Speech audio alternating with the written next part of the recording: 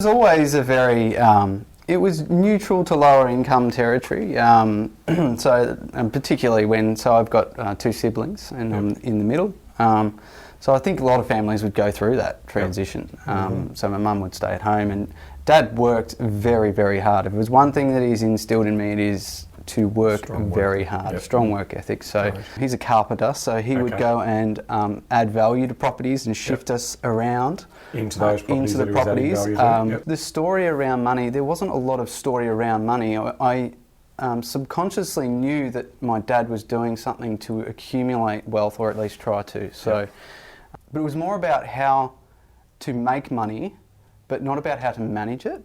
So it wasn't until I met my wife, Lisa, and her parents, and they had a completely different stories. They had invested in property and held, and that to me was a bit of a foreign concept, but it had clearly worked. They seemed to be doing very well. They had, have their principal place of residence, and so this is a bit of a mindset shift for me.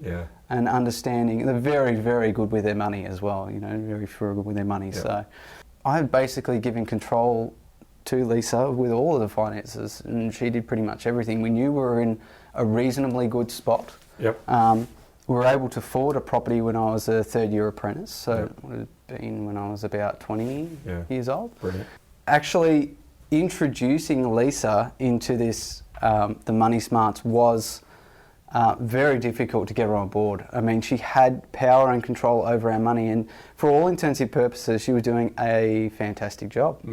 Trying to show her that there was a better way to manage our money and ensure that we can not leave any money on the table, as Ben would always say, was my goal in the end. So it took some months to get her to come around. It all started with the app where I accumulate all the data and categorise everything. So it was mid-2017 I started using it. I was thinking, where is there any support for me regarding my investment property? I mean, surely there's a podcast out there.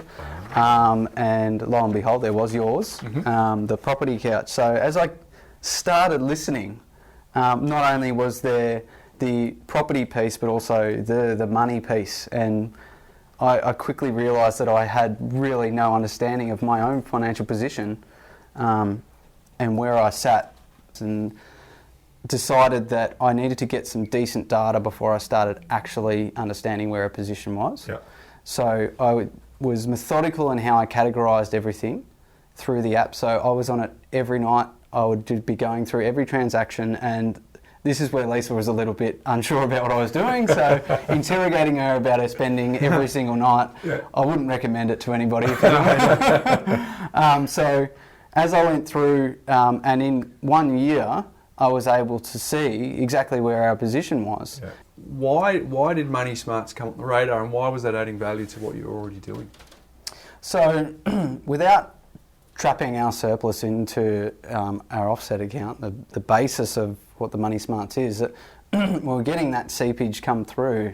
I'm not a spender as such, but I wasn't typically a saver. So without having something like the Money Smarts in place, it was easy to see the creep come through. It's easy in retrospect to see, but certainly if there was something that I might want to go and buy it. So now it's a completely different story. So running the Money Smarts has been life-changing. For me, the idea was that I understood I had a financial position within my family unit.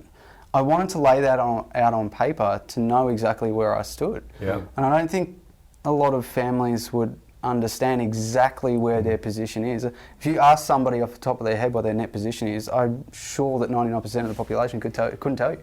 If you're a little bit shaky on the Money Smarts, well, if you think your system's better, why is it better? Writing something down, in my experience, is incredibly powerful. So use that method. Maybe I would suggest probably going back to the start of the podcast and listen to exactly why Money Smarts might be the right option for you. And look, it may not work for everybody. I touched on one of your other podcasts about Scott Papes, the Barefoot Investor, and a lot of people speak to me about that. I understand that it is a great way to recover debt, but yours is sort of a little bit more of if you've got a property, if you've got an offset account, this is probably the best way, in my opinion, to go ahead, I would suggest. And it wasn't just about property, it was about how to use your money, particularly and with property. The offset account was just mind-blowing for me, and I think a lot of people would understand what it does, but truly understanding the power of what it can do when you have non-realised income compared to a realised income, and your last episode touched on it a little bit as well. It was truly transformational for me. Terrific.